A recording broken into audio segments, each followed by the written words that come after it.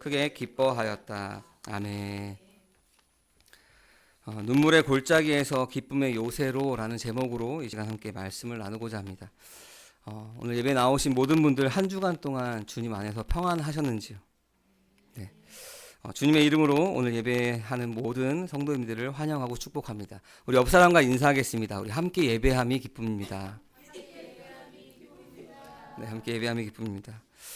설교를 시작하면서 우리가 잘 아는 신약 성경, 우리가 구역을 읽었지만 신약 성경의 한 장면을 우리가 함께 먼저 떠올려 봤으면 좋겠습니다. 바로 누가복음 15장에 있는 우리 탕자의 비유라고 알고 있는 말씀입니다. 여러분, 먼 나라에서 그 아버지 재산을 다 탕진하고 돌아오는 그 둘째 아들의 발걸음이 여러분 어땠을까요? 와, 나 드디어 이제 다 아버지 집 앞으로 간다 하고 막 즐거운 발걸음으로, 가벼운 발걸음으로 아버지 앞에 왔을까요? 당당하고 가볍게 그냥 드디어 아버지 집으로 아빠가 나를 받아주실 거야 하는 그런 마음으로 왔을까요? 아니면은 그 한 걸음 한 걸음이 막 그냥 발걸음이 떼어지지 않는 천근만근의 막 그 발걸음을 뛰는 것 같이 그런 무거운 발걸음으로 한 걸음 한 걸음 걸었을까요? 아마도 고개를 푹 숙인 채 수십 번도 속으로 되새겼죠. 고민했을 것입니다. 아버지께 뭐라고 말하지? 내가 그 재산을 다 달라고 얘기했는데 이제 그걸 다 잃고 왔는데 이제 아버지한테 나는 아들로서 자격이 없어. 그냥 일꾼이라도 이 집안에 있게 해달라고 빌어야겠다. 뭐 그런 마음이지 않았을까요? 이 아들의 마음은 죄책감과 슬픔으로 가득 차 있었을 겁니다.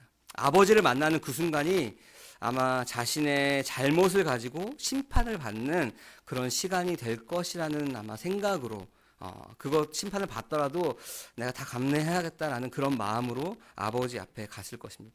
근데 막상 아버지 앞에 갔을 때 무슨 일이 벌어졌죠? 여러분들 다 아시는 말씀이죠. 아버지 죄송합니다 하기도 전에 아버지가 어떻게 했죠? 그 둘째 아들을 꽉 끌어안았습니다. 그리고 종들에게 이렇게 소리치죠. 야, 제일 좋은 옷을 가지고 와서 우리 아들에게 입혀라. 그리고 살찐 송아지를 잡아라. 우리가 먹고 즐기자라고 이야기합니다. 그럼 아들은 그 잘못을 가지고 심판받을 준비를 하고 갔는데 아버지는 무엇을 준비하고 있었죠? 잔치를 준비하고 있었습니다. 아들은 그 슬픔으로 그 죄값을 치르려고 했는데 아버지는 기쁨으로 그 아들과의 관계를 회복한 것이 바로 그 탕자의 비유의 모습입니다.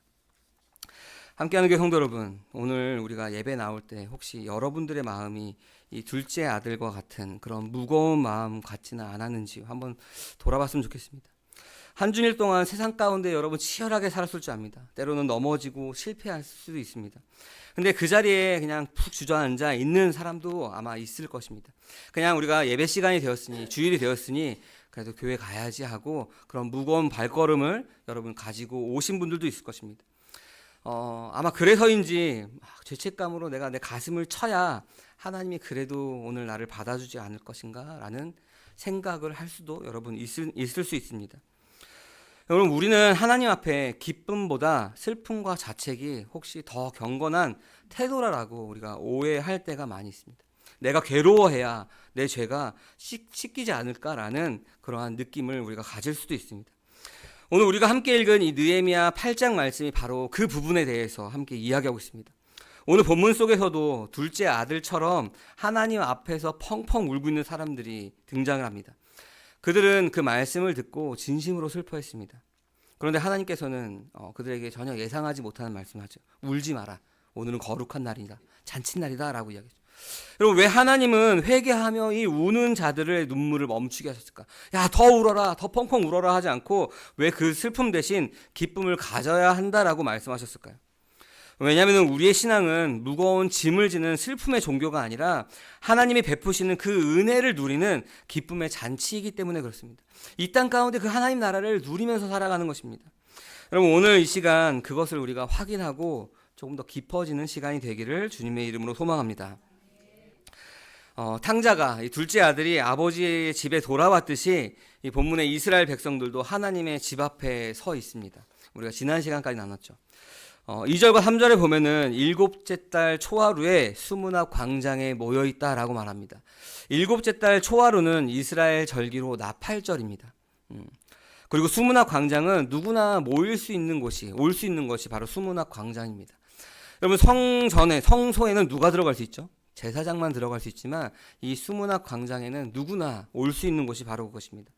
그래서 남자든 여자든, 여자라고 특별히 얘기하죠. 남자든 여자든 알만한 사람들은 다 모였다라고 2절에서 이야기합니다.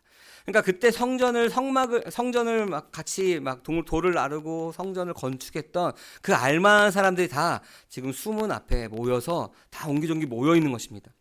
여러분, 왜 모여 있죠? 그들이 바로 그 율법 말씀을 듣기 위해서 모였습니다. 학사 에스라가 임시로 만든 나무 강당에 서서 율법책을 탁 핍니다. 학사라고 하니까 조금 어색할 수 있는데, 여러분, 이 학사라는 말은 서기관을 의미합니다. 서기관은 뭐 하는 사람이죠? 율법을 연구하는 사람이죠. 그래서 이 에스라는 율법을 잘 아는 서기관이면서 선지자, 제사장이었습니다.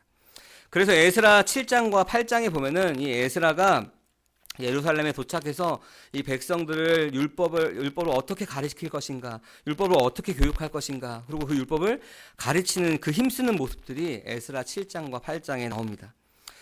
에스라가 이 책을 쫙 피면은 백성들이 그 자리에서 일어나서 그 말씀을 들었습니다. 8절 말씀에 그 장면이 나오죠. 우리 같이 한번 읽어볼까요? 하나님의 율법책이 낭독될 때 그들의 통역을 하고 뜻을 밝혀 설명하여 주었으므로 백성은 내용을 잘 알아들을 수 있었다. 아멘.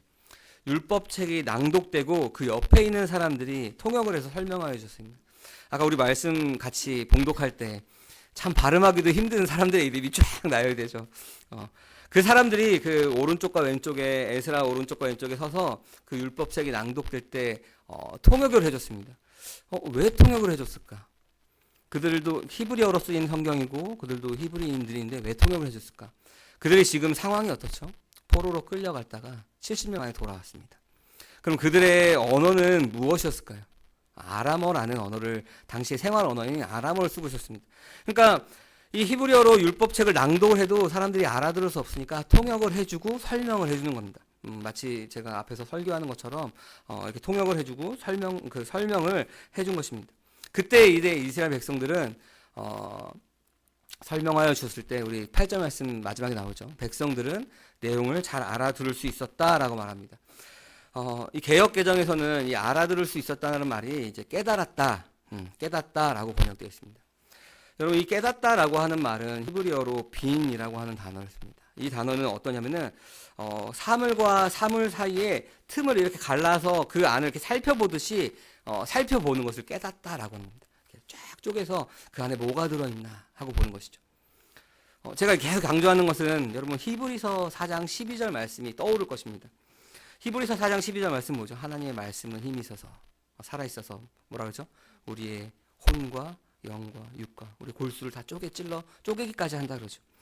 여러분, 그 말씀이 에스라 학사를 통해서 선포될 때, 그리고 그것이 해석될 때 그들이 깨닫고 그들이 어떠냐면 그 말씀이 좌우에 날생검이 되어서 관절과 골수와 영과 홍을 찔러 쪼개기까지 하는 것입니다. 그들 가운데 그것이 깨달아지는 거죠.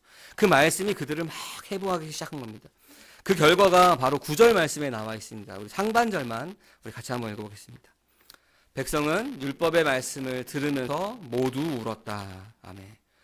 말씀을 들으니까 어떻게 모두 울었다라고 합니다. 말씀을 듣고 보니까 나의 자신의 모습이 발견이 되는 것입니다. 여러분, 이때 울다라고 하는 것은 그냥 감격해서 눈물이 살 흐르는 것이 아니라 펑펑 통곡하면서 우는 것입니다. 말씀을 들으니, 말씀이 깨달아지니 막 통곡하면서 소리내어서 울고 있는 것입니다. 왜 그렇죠? 말씀의 자신을 비춰보니까 나의 삶의 모습이 하나님의 말씀의 기준과 너무 멀리 떨어져 있는 것입니다.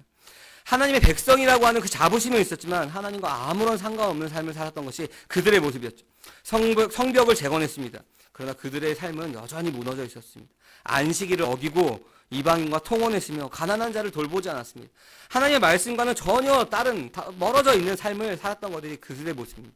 그때 말씀이 들릴 때 그것이 깨달아진 거죠. 말씀이라는 거울 앞에 서니 나의 추악한 죄됨이 적나라하게 그냥 샅샅이 깨달아 보듯이 드러난 것입니다. 함께하는 교회 성도 여러분, 우리가 로마서 3장 20절 말씀에 보면은 율법으로는 뭐라 그러죠? 죄를 깨달을 뿐이니 라고 말합니다. 말씀이 우리 가운데 들리면 히브리어로 아까 비인이라고 했죠. 깨닫게 되면은 우리가 말씀이 들리면은 깨달아지면은 내가 아파야 정상입니다. 내 모습이 드러나기 때문에 그렇습니다. 내가 괜찮아 하고 덮어놨던 내 모습이 낱낱하게 들리니 그냥 내가 너무 아픈 것입니다. 이 죄로 인해서 하나님과의 그 간격이 떨어진 것이, 멀어진 것이 경험이 되니, 깨달아지니 아프게 되죠.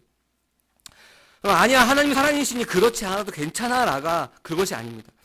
여러분, 하나님은 사랑이시지만 공의의 하나님이십니다. 죄를 그냥 두시지 않죠.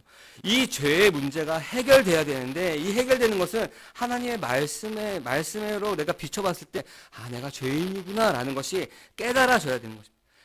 이 말씀을 듣고 내 몸이 해부되는 것 같은 그런 고통이 우리 가운데 따릅니다. 여러분, 아담이 그 선악을 알게 한 나무의 실과를 따먹고 나서 숨었죠. 그런 숨고 싶은 모습이 내 안에 발견되더라도 숨고 괜찮아 하고 숨어버리는 것이 아니라 그 모습, 말씀 앞에 자기의 모습을 봐야 되는 것입니다.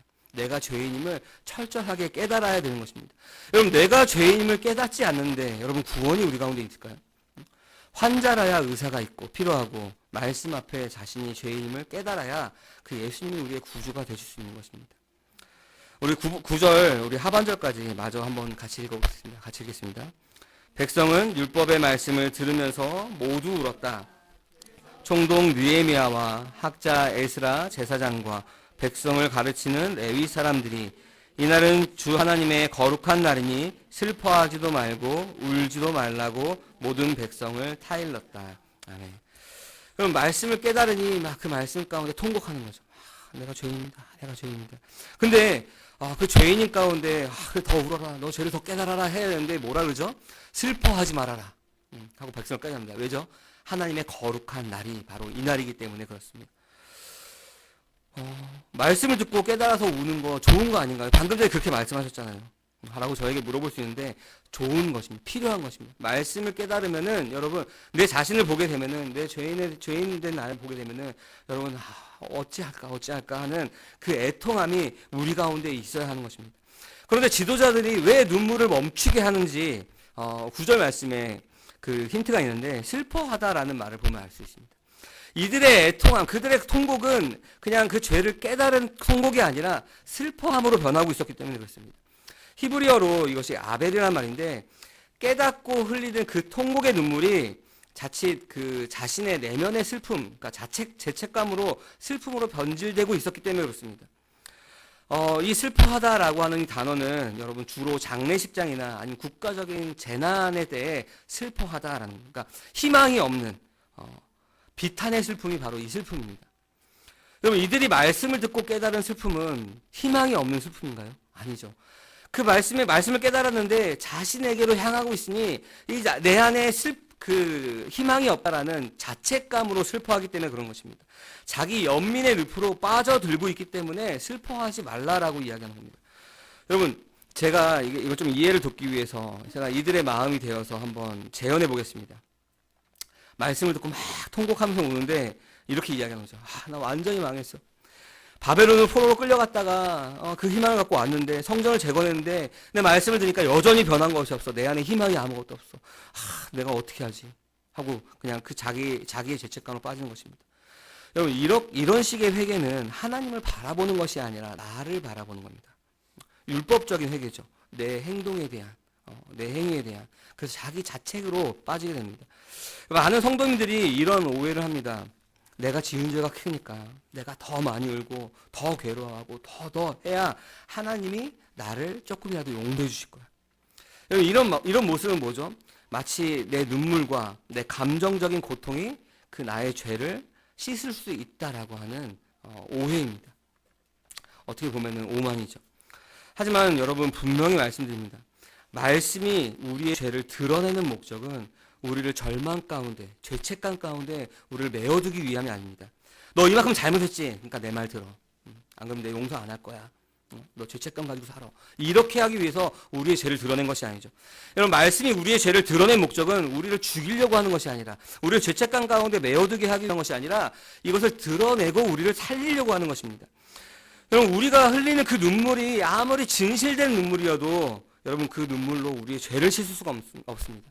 내 죄를 보고 내가 장례를 치르듯이 내가 우는 것은, 내가 통곡하는 것은, 내가 죄책감을 가지고 내가 그것 때문에 우는 것은 아직 십자가를 바라보지 못한 사람의 모습입니다.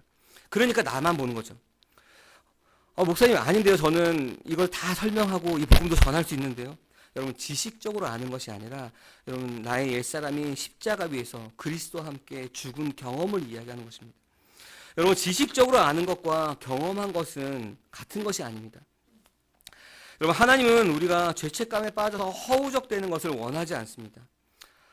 그러기 위해서 우리의 죄를 드러낸 것이 아니죠. 느헤미야는 이것을 알고 그만 울어라, 슬픔에 빠져있지 말아라, 거기서 멈춰라, 율법이 너의 죄를 깨닫게 했다면은 이제 고개를 들어라 라고 하는 것입니다. 아니, 목사님 도대체 어떻게 하라는 건가요? 울어야 되나요? 말아야 되나요? 슬퍼야 되나요? 기뻐야 되나요? 여러분 울지 말라고 하는 것이 그 말씀 앞에 내가 죄인임을 인정하지 말라는 이야기가 아닙니다. 오해하지 마십시오. 자신의 감정에 빠지지 말라라고 이야기하는 거죠. 말씀 앞에 죄를 깨닫고 내 감정에 빠져서 죄책감 가운데 매여있지 말라라고 이야기하는 겁니다. 여러분, 우리가 그냥 생각 없이 신앙생활을 하다 보면은 이런 모든 것들에 대해서 둔감해지죠. 그냥 내 좋을 대로 생각하는 겁니다. 그냥 겉모습이 비슷하죠. 막 울며 회개하니까, 울며 기도하니까, 혹은 말씀을 듣고 그 말씀 가운데 막 통곡하니까 겉으로 보기에는 참 신앙이 좋은 것처럼 보이지만 여러분, 그런 것이 아닙니다. 나 좋을 대로 그냥 편하게 생각하는 거죠. 더 깊게 생각하지 않는 겁니다. 하나님께서 이것을 말씀하시는 것이야 라고 그냥 딱 잘라서 그냥 내가 좋은 쪽으로, 말씀이 나를 재단하는 것이 아니라 내가 그냥 말씀을 판단하는 것입니다. 그냥 아무 말이나 그냥 은혜로운 말들을 하면서 그냥 내 만족으로 끝나버립니다. 이것이 그냥 우리가 말씀을 깊게 보지 않으면, 말씀을 깊이 생각하지 않으면 우리가 그냥 그런 신앙생활을 하게 됩니다. 그래서 우리가 날마다 말씀을 읽고 그 말씀 가운데 우리가 고민하고 기도하고 이 말씀의 뜻이 무엇인가 우리가 상고하고 하나님의 마음을 구하는 것이죠. 안 그러면은 여러분 어떻게 되면은 죽을까 하노라 하는 아담과 하와가 그 선악을 알게 한 나무의 실과를 따먹을 때 뱀이 와서 죽을까 하노라 그랬죠. 분명히 하나님께서 죽는다라고 말했지만 여러분, 그 죽을까 하노라 하는 그 말에 그냥 넘어가는 것입니다. 말씀 앞에 여러분 깨어있지 않으면은 우리가 그런 것입니다. 어제 받은 말씀이요? 그저께 받은 말씀이요? 아니, 오늘 우리에게 주신 그 하나의 말씀을 붙들고 그 말씀 앞에 깨어있어야 그 죽을까 하노라 하는 그 사단의 유혹에 우리가 빠지지 않는 것입니다. 말씀 앞에 깨어있는 모든 성도인들 되시기를 주님의 이름으로 소망합니다. 여러분, 그러면 자신의 감정에 슬퍼하지 말고 무엇을 해야 하느냐? 우리 10절 말씀에 이렇게 나옵니다. 우리 같이 한번 읽어볼까요? 느헤미야는 그들에게 말하였다. 돌아들 가십시오. 살찐 짐승들을 잡아 푸짐하게 차려서 먹을 몫을 보내주십시오. 오늘은 우리 주님의 거룩한 날입니다. 주님 앞에서 기뻐하면 힘이 생기는 법이니 슬퍼하지들 마십시오. 아멘. 울고 있으니 그들을 위로하기 위해서 기뻐해라 라고 말한 것이 아니죠. 여러분, 종교는 뭐라고 말하면 네가 죄를 지었냐? 그럼 네 무게만큼, 그 죄의 무게만큼 울어라. 네가 괴로워하는 만큼 너의 하나님, 너의 신이 너를 용서해 주실 거야 라고 말하는 게 종교죠. 그래서 어떻게 하죠? 종교적인 것들은 내 죄를 묵상하고 내 부족함을 파고듭니다. 나를 묵상하는 거죠. 내 죄를 묵상하고 슬픔으로 그 값을 치르려고 합니다. 그럼 나에게로 향합니다. 그것이 종교입니다. 그래서 종교적인 것들은 어떻게 하면은 교회도 마찬가지죠. 종교적으로 빠지게 되면은 이것들을 가지고 신앙생활을 열심히 하게끔 만들어 버립니다. 죄책감을 가지고. 그렇게 하기 얼마나 쉬운데요. 그러나 여러분, 복음은 정반대로 말합니다. 너가 죄를 지었느냐? 그러면 네 자신, 그 죄를 너를 묵상하는 것이 아니라 눈을 돌려서 누굴 보라 그러죠? 예수를 바라보라라고 얘기합니다. 내가 무슨 일을 했는지, 하나님께서 무슨 일을 행하는지를 바라봐라. 그 출애굽기 말씀에 뭐라고 하죠? 너희는 가만히 있어 내가 하나님됨을 너희가 알지어다. 여러분, 우리가 주님을 바라봐야 됩니다.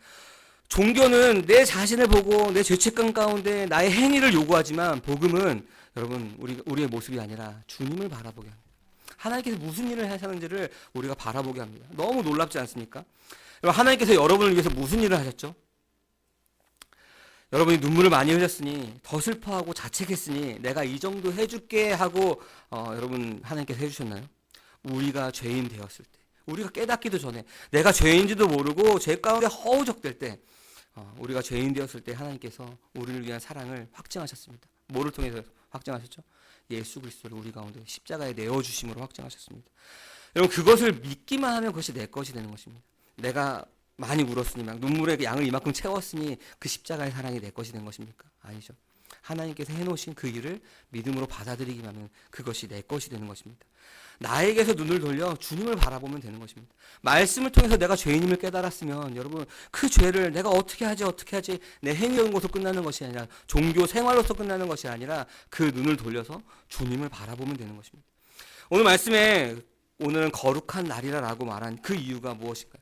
그들의 눈물의 행위가 거룩해서였나요? 아니죠. 하나님께서 친히 그날을 구별하셨습니다.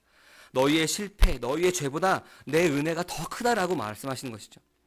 그러니 여러분, 우리가 말씀을 통해서 죄를 깨닫는 순간 내 못난 모습에만 머물러 있는 그 시선을 이제 돌려야 되는 것입니다. 나를 온전케 하시는 그 주님으로 옮겨야 되는 것입니다. 그것이 우리 성도가, 우리 그리스도인이 사는 방법입니다. 느헤미야가 이렇게 말하죠. 주님 안에서 기뻐하면 힘이 생기는 법입니다. 그러니까 슬퍼하지 말라라고 이야기합니다. 개역개정에서 뭐라 그러죠? 여호와로 인하여 기뻐하는 것이 너희의 힘이다라고 얘기합니다. 여러분, 주님 앞에서 기뻐하시는 성도님들 되시기를 주님의 이름으로 간절히 축원합니다. 여러분, 그러면은 우리가 주님을 기뻐하는 것은 무엇이고 그 힘은 무엇이냐 잠깐 살펴보면은 이 기쁘다라고 하는 것은 우리의 감정적인 기쁨이 아닙니다. 히브리어로 헤드바라고 이야기하는데 하나님의 임재 안에서 그 사랑을 누리는 그 기쁨입니다. 하나님께서 해주셨던 그 일들을 안에서 우리가 그 사랑을 힘입어서 누리는 기쁨이죠. 하늘에서 오는 기쁨입니다. 나는 자격이 없는데 하나님께서 나를 사랑해 주셨구나. 내 죄가 주홍 같을지라도 눈과 같이 희어졌구나. 이 사실을 깨닫는 그 감격, 그 기쁨이 바로 하나님을 기뻐하는 기쁨입니다. 우리가 제가 이제 초등학교 5학년, 3학년 아이를 키우고 있는데 이 아이들이 이제는 저를 이제 기뻐하지 않는 모습이 가끔 보입니다. 옛날에는 집에 아빠 왔다 이러면 애들이 막 뛰어나서 아빠 이러면 이 아이들이 나를 기뻐하는 거죠. 근데 요즘에는 그냥 지나가다가 오셨어요? 더 이상 나를 기뻐하지 않는 것 같아서 좀 슬픈데, 여러분, 우리가 하나님을 기뻐하는 것이 그럼 하나님 존재 자체로 하나님께서 해놓으신 그 일이 내 것이 됨으로 우리가 아들 됨으로써 기뻐하는 것이 바로 우리 가운데 힘이라고 합니다. 이 힘은 우리가 능력이 있어서 무엇인가 마치 다 헤쳐나가고 막 능력이 있어서 그것들을 막 넘어가고 하는 것이 아니라 이 힘이라고 하는 말은 마오즈라고 하는 히브리어로 견고한 산성, 요새, 피난처, 우리가 주님 안에 있는 그 힘을 이야기하는 거죠. 여러분, 기쁨과 힘을 이야기하는데 여러분 이것이 좀 머릿속에 그려지나요? 어떤 모습인지 좀 이해를 돕기 위해서 제가 하나의 예를 들면은 사단이 하는 일은 뭐죠? 끊임없이 우리를 참소하는 일이죠. 야, 아까 얘기했듯이, 야, 너 오늘 교회 오는데 너 그런 마음 가지고 너 한 줄 동안 그렇게 실패하고 넘어지고 주저앉아 있었는데 그런 마음 가지고 마치 그냥 출석 도장 찍듯이 가는 거, 야, 기뻐하실까 하고 속삭이는 게, 참소하는 것이 사단이 하는 일이죠. 지금 우리에게도 그렇게 하죠. 너 같은 죄인이 무슨 예배야? 어제도 실패했잖아. 오늘 교회 오는 길에도 그랬잖아. 더 괴로워, 더 울어. 사단은 이 죄책감이라는 무기로 우리를 무너뜨리려고 합니다. 그때 사단의 그 공격을 막을 수 있는 것이 우리 요새 안에 있는 것입니다. 그 요새 안에 있는 것은 그 하나님을 기뻐할 때 우리가 그 요새 안에 있을 수 있는 것입니다. 여러분, 내가 다시 실패하지 말아야지, 내가 다시 넘어지지 말아야지, 내가 그 사단의 유혹에 넘어가지 말아야지 하는 인간적인 결심이 아니죠. 여러분, 이 인간적인 결심은 뭐냐면은 마치 사단이 그 죄책감이라는 화살로 우리 가운데 탁 쏠 때 종이 방패로 내가 하지 말아야지 하고 막는 거랑 똑같은 거죠. 화살이 올 때 종이로 막으면 어떻게 되죠? 그냥 뚫려버리죠. 여러분, 우리의 노력이 그런 것입니다. 여러분, 우리의 유일한 요새는 그리스도 안에서 하나님을 기뻐하는 것입니다. 하나님께서 하신 그 일들을 우리 것으로 받아들이고 그 하나님을 기뻐할 때 우리에게 힘이 되는 것입니다. 내가 하나님을 기쁘게 해드려야지, 그건 나중에 문제고 하나님을 기뻐해야 하는 것입니다. 여러분, 나는 죄인이지만 하나님이 나를 사랑하셔. 그리스도의 십자가가 내 죄보다 더 커. 여러분, 이 기쁨으로 충만한 사람들은 그 죄의 유혹 앞에서도 우리가 무너지지 않습니다. 우리가 우리 옛사람이 그 죄의 유혹에 넘어갈 수밖에 없는 그 옛사람이 그리스도와 함께 십자가에 못 박혔다라고 우리가 고백하는 그 거듭남이 있는 사람들은 그 유혹 앞에 우리는 거절할 수 있습니다. 우리가 거듭나기 이전에는 죄 가운데 거할 때는 그 유혹이 올 때 우리의 힘으로 거절하려고 하지만 거절할 수 없죠. 나의 노력이기 때문에. 그러나 우리가 이제 거듭난 이후에는 우리는 그것을 거절할 수 있는 힘이 우리 가운데 있습니다. 죽음의 유혹 앞에서도 우리는 무너지지 않을 수 있습니다. 더 크고 완전한 그 만족을 우리가 하나님 안에서 찾았기 때문에 그렇습니다. 여러분, 그럼 우리가 주님 안에서 어떻게 감히 하나님을 기뻐하고 그 슬픔의 날을 기쁨의 날로 바꿀 수가 있습니까? 어떻게 바꿀 수 있죠?